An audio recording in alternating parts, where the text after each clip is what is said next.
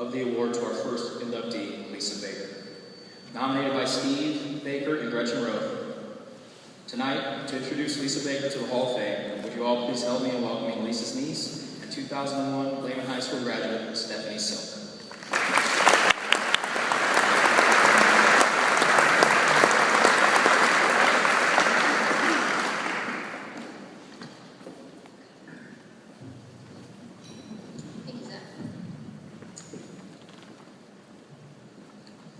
In true Baker fashion, I'll keep this to the point and give you the short version. When I pulled the short straw, winning the opportunity to introduce Aunt Leesa, I immediately went to the Baker Book of Wisdom for guidance. Under inspirational thoughts is a quote: "If you have tried and have not won, never stop for crying. All the good and great is done just by patient trying." The year is 1970. Richard Nixon is president, Spiro Agnew is vice president. The unemployment rate is 3.5%, and our federal debt is a whopping $380 billion. The cost of a first-class postage stamp is 6 cents. The Mary Tyler Moore Show debuts on CBS, and Don Wayne is doing the news on Channel 7. Is that right up? The record of the year goes to the fifth dimension for Aquarius, Let the Sun Shine In, and on a late summer morning in 1970, Leesa Baker steps off of bus 14, driven by Dick Caulfield from Piqua to Sydney, and enters Lehman High School for the very first time. Tensions run high today. It's not only Leesa's first day of her senior year, but it's the first day of the merger between Holy Angels and Piqua Catholic. Though nervous, Leesa quickly finds her niche by joining clubs and service groups. Always one to lend a helping hand, she is the makeup artist for the drama club. She will also volunteer to make the intricate crest for the senior homecoming float, which explains why she will win the art award for the year. She's a member of the cheer club and is even the president of Spanish club. Leesa also likes to run errands for the secretary, Mrs. Hennessy, and for the principal, Father Mon. In addition to all of her extracurricular activities in school, Leesa is very involved in Girl Scouting. Her mother, Jo Baker, always tells her that she should become a professional Girl Scout. Leesa graduated in 1971 and went on to pursue her passion at the Dayton Art Institute. She continued to remain actively involved in Girl Scouting through the years, which opened the door to the opportunity for her to become the executive director of the YWCA. Leesa's creativity, passion, and desire to serve her community are ever present in her day-to-day activities. In addition to being a hard worker, Leesa also volunteers on several boards and foundations in her spare time. It is notable that she was the first female to serve on the Lehman Foundation board during the school's largest capital campaign. She's extremely active in the Piqua community and dedicated to her work.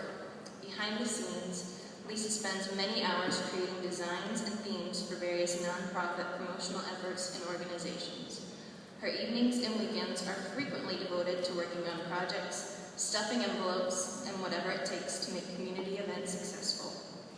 Whether it's lending her time, talent, or creativity, Leesa is always willing to roll up her sleeves to get the job done. Most will agree the word can't is not in her vocabulary, because, as the Baker book tells us, can't means you don't want to. While doing all these things for many years, Leesa also maintained a warm and loving home for my grandmother, so that while she was able to live her final years in the peace and comfort of her home. My Aunt Leesa has also been an inspiration and a shining example to me as well. She is a phenomenal role model and has helped ingrain in those around her that kindness, compassion, and giving are simple ways to lead a memorable and honorable life. In our Baker book, Leesa is quoted as saying, "Pick me, pick me." Well, Leesa, they did pick you. I can think of no one as deserving as Leesa Baker, Weiner, Sell, McHale, Dickman, Behorn, Hickey, Van Grove, Wolverton, Joel, to be inducted into the 2013 Lehman Catholic High School Hall of Fame. Now explain that one, Leesa. Congratulations.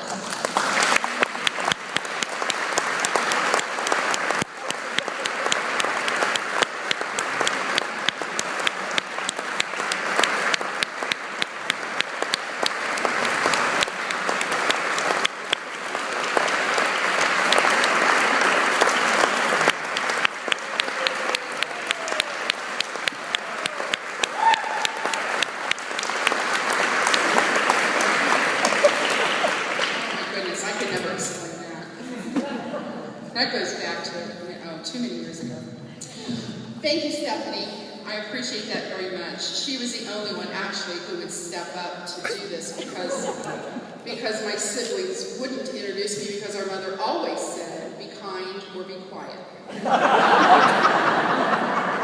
So that's why. But thank you, Stephanie. Those were very kind words. Thanks to Lehman High School Alumni Association for establishing the Hall of Fame, and to Zach and Shelley for their kindness and attention to detail. They did a great, great job. Thanks to Steve and Marty and Stephanie and Gretchen Roth for their group effort in the nomination process, and to those of you who wrote letters of support. Many of you are here today, this evening, and with other friends and my family. Thank you all for being here. I appreciate that. Congratulations to the families of Betty Hummert, Cliff Boyne, and Bob Myers. Just think of the group of Lehman supporters up in heaven right now, having one heck of a party tonight. Can't you imagine? I'm sure they're having a great time. Most of you that know me, I'm the one who usually schemes the surprise awards event, and I deal with the reservations and the seating charts. So you can imagine I'm a little out of my comfort zone this evening. But I'm very honored and humbled and grateful for this recognition. Having advance notice afforded me time to reflect a little. I started to look back at my life at Lehman High School, and as Stephanie said, that was for only 1 year, and it was a pretty tough year. When you think about being uprooted from your high school your senior year and riding a bus to school, changing many traditions, no class trip to Washington, D.C. The band now marches on the football games, combined 2 basketball rival teams into 1 championship team. And the senior party was at Ruckins, not at the Pickle Country Club. It was a year of change, learning to be flexible and making new friends. Many, many lessons were learned, but obviously we did something right. Lehman is still here 42 years later and going strong. We started a strong foundation that was formed to continue Catholic education in the northern part of the diocese. As I continue to reflect on my many years of Catholic education, family and faith were strongly intertwined with education, helping me understand why I am who I am. A family that prays together stays together. It's obvious right there. We've heard that so many times. We always said grace before meals. We prayed for the faithfully departed. We said the rosary on those long trips, especially in the winter. Many family traditions include Mass. For 39 years, we have a Mass said on the anniversary of our father's death, and we just began that tradition for our mother. Of course, we would go out to dinner following, and we always look forward to those evenings being together. We honored their lives by having a great time. Lots of laughs, repeating old stories. Just a punchline can set my family into a fit of laughter. Watch this. Cantaloupe. Already married. That was in the book, too. I didn't know she was pulling out the book. That was good. How many remember mission babies during Lent in grade school? In the early 60s during Lent, we collected $5 that was enough to feed a mission baby. So our mother always supported that and made sure we had the money to support that project.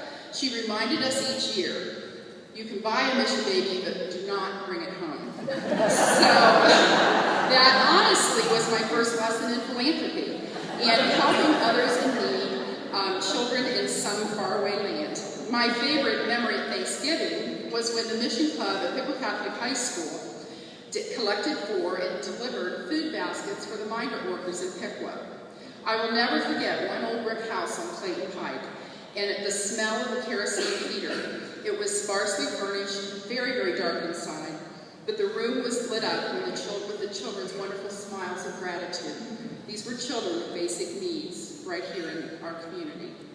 Our parents taught us to give back to the community, support the community, which supports your business. Our dad was very loyal, and he was especially loyal to his advertisers. He shared his times, talents, and resources, which included airtime for public service announcements on radio station WPTW, and he encouraged his employees to also get involved in the community. Our mother was very creative. She made the floral crowns for many, many May crownings. She wrote a parody to Rudolph the Red-Nosed Reindeer for the entire grade school to sing for Monsignor von Kanel at Christmas. She dedicated many, many years to volunteerism. School cafeterias for over 50 years, and she was a charter member of 3 hospital auxiliaries. She enjoyed helping Girl Scouting, never the troop leader, and certainly never camping. But she always was behind the scenes and on the council levels.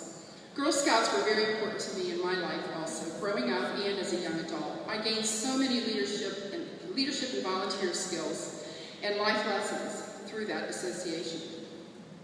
Not sure that my siblings know this, but my father told me a favorite movie of his was The Imitation of Life. It always made him cry when he watched it. It was a late 50s film about a young girl struggling with her mixed race identity and wanted to pass for white because of the privileges in society. A lesson for me so long ago about inclusion, acceptance, and embracing family heritage. As you can see, faith, family, and education were very important influences in my life and prepared me for what passions I have today. How lucky am I to be connected with the YWCA for over 30 years, an organization dedicated to empowering women and eliminating racism, supporting and encouraging women, treating people with dignity and respect. I am working in the community that I love with other human service organizations that also do important work. I can appreciate the work of volunteers and the importance of both sides of the philanthropy coin. I have been and continue to be blessed. I will close with a favorite lyric from a musical, Wicked. So to my family, friends, and colleagues, teachers, my church, the YWCA, and especially my parents, I've heard it said that people come into our lives for a reason, bringing something we must learn, and we are led to those who help us most to grow, if we let them, and we help them in return. And it continues, I know I'm who I am today because I knew you. So I want to thank all of you for the gifts to me, and I want to thank the Lehman Alumni